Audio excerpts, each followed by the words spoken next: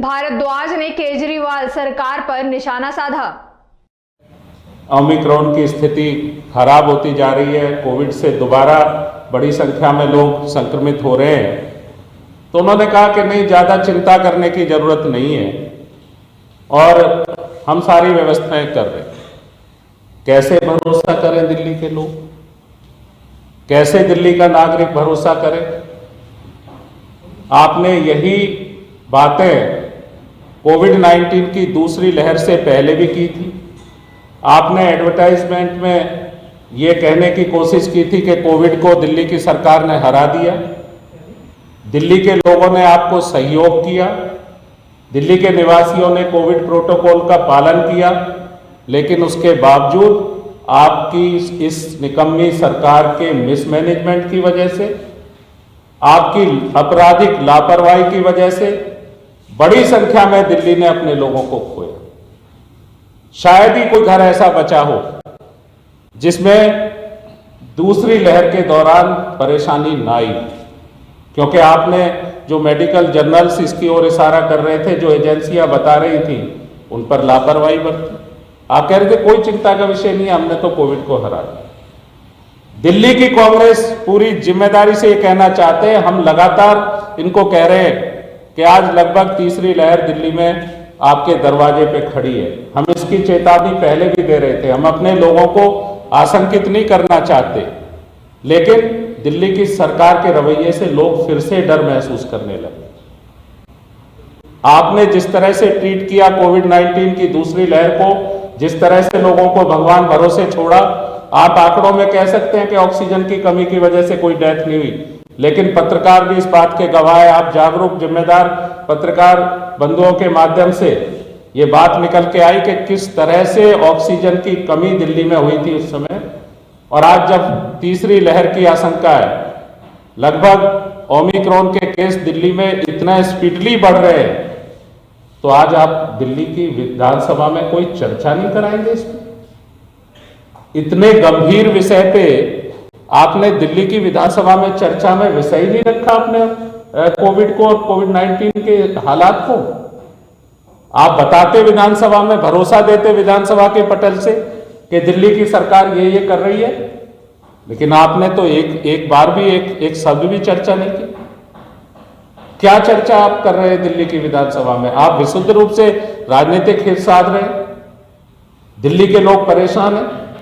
आबकारी नीति आपने दिल्ली के लोगों पर को आपने लागू की। हमने 55 जगह दिल्ली की कांग्रेस ने धरना प्रदर्शन किया था, उन जगहों पे, उन ठेकों पे। हम लगातार अपनी जो हमारी यात्रा चल रही थी पोल खोल जन जागरण अभियान के तहत, उसमें लगातार शराब के लिए लोगों को बता रहे थे कि क्या हालात हो जाएंगे, लेकिन असत्य बयानी की भी हद है। आपने कहा, एबीपी न्यूज एक चैनल पे आपने कहा कि हमने तो ठेकों की संख्या कम कर दी है। कैसे कम कर दी है भाई? दिल्ली में 17 विधानसभा क्षेत्र ऐसे थे जिनमें एक भी शराब की लीकर की दुकान नहीं थी। आज हर वार्ड में 3 दुकानें। 30 जोन आपने बनाए, 27 जोन आपने बनाए 30-30 शराब के ठेकों के। कितनी संख्या है? आप असत्य बयानी कर रहे हैं। आप कह रहे हैं कम कर दी ठेकों की संख्या। दिल्ली में रिहायशी इलाकों में ठेके नहीं थे। आप जब सरकार में नहीं थी, आप पार्टी, ये केजरीवाल की सरकार नहीं थी, तो केजरीवाल साहब ने 2015 के मैनिफेस्टो से क्या कहा था आपने कि दिल्ली में ये तो माफिया होता है, नेता और जो अधिकारी मिलकर ठेके बांट देते हैं, इनके लिए रायशुमारी होनी चाहिए, इनके लिए मोहल्ला सभाओं से पूछा जाना चाहिए, इनके लिए महिलाओं के ग्रुप से पूछा जाना चाहिए, इनके लिए रेजिडेंट वेलफेयर एसोसिएशन से पूछा जाना चाहिए। दिल्ली की कांग्रेस आपसे ये पूछना चाहती है श्रीमान जी, क्या दिल्ली में किसी एक आरडब्ल्यूए ने भी आपको लिखित में ये कहा कि आप हमारे यहाँ रेजिडेंशियल एरिया में ठेका खोल लीजिए? किसी ग्राम सभा ने आपको अनुमति दी? कौन सी रायशुमारी आपने की? आपने दिल्ली को नशे की राजधानी की ओर बना दिया। आप पंजाब के लिए कहते हैं आप हमें सरकार बना दीजिए, हम पंजाब को शराब मुक्त कर देंगे, नशा मुक्त कर देंगे।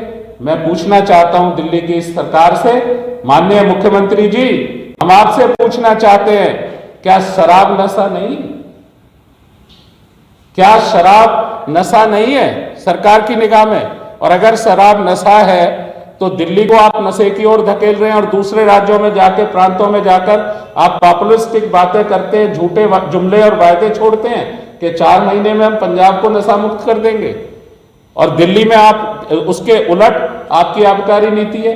आपने क्यों नहीं चर्चा करी आबकारी नीति पे? आप मानते ना ऑब्जेक्शन आरडब्ल्यूए से, आप पूछते कि उन्होंने आपको अनुमति दी है।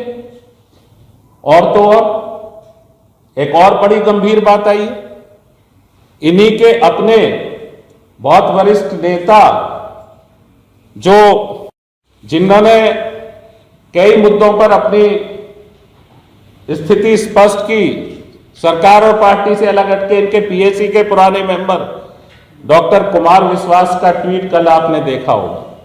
हम नहीं कह रहे, वो कह रहे हैं कि 21 से 18 करने और हजारों की संख्या में 850 से ज्यादा ठेके खोलने के लिए दिल्ली का शराब माफिया, दारू जमाखोर और दूसरे लोग जिनको मैंने अपने समय में, उन्होंने मुझसे बात करने की कोशिश की थी, धुतकार दिया था, आज अब छोटे वाले के साले ने 500 करोड़ की डील में मामला सेट करा दिया। ये मैं नहीं कह रहा, ये डॉक्टर कुमार विश्वास का ट्वीट आपके माध्यम से लोगों तक जाए और दिल्ली की कांग्रेस डॉक्टर कुमार विश्वास के इस खुलासे पे हम दृढ़ता से ये कहना चाहते हैं कि इसकी हाई लेवल इंक्वायरी हो कि कौन लोग हैं इस माफिया, कौन माफियाओं की तरफ इशारा कर रहे हैं डॉक्टर कुमार विश्वास, कौन से 500 करोड़ का आरोप डॉक्टर कुमार विश्वास लगा रहे हैं। दिल्ली की कांग्रेस चाहती है इसका जो है जांच हो, उच्च स्तरीय जांच हो कि कौन लोग इसके पीछे जिम्मेदार हैं। आपने इसकी पे तो चर्चा नहीं की सदन में। आज आप कल जब देहरादून में थे, आप दिल्ली में बड़े बड़े पोस्टर इश्तिहार लगाते हैं, खूब सारे होर्डिंगों पे आप कभी कहते हैं कि कोरोना भगाने के लिए कोविड प्रोटोकॉल का ध्यान रखें, मास्क लगाएं, ऐसा करें, डिस्टेंसिंग रखें। आपने तो रैली एड्रेस करते हुए आपके मंच पे यहां शायद किसी ने भी मास्क नहीं लगाया। आज आप संक्रमित हैं। हम ईश्वर से प्रार्थना करते हैं कि आप भी और दिल्ली के जो लोग आज संक्रमित हैं, जिस तरह से संक्रमण बढ़ा है, जल्दी से जल्दी स्वस्थ हों, उन्हें स्वास्थ्य लाभ हो। उनको हर परिवार के लिए अपने एक सदस्य की बहुत कीमत होती है। आप तो आज तक नंबर्स भी नहीं दे पाए। आपने तो, सरकार ने आज तक नंबर्स भी खुलासे नहीं किए। आपने जो डेथ टोल सेकंड वेव की बताई, म्युनिसिपल कॉरपोरेशन उनसे कई हजार ज्यादा बता रही है। तो आपने तो मौत को आंकड़ा मान लिया। इतना गंभीर विषय है।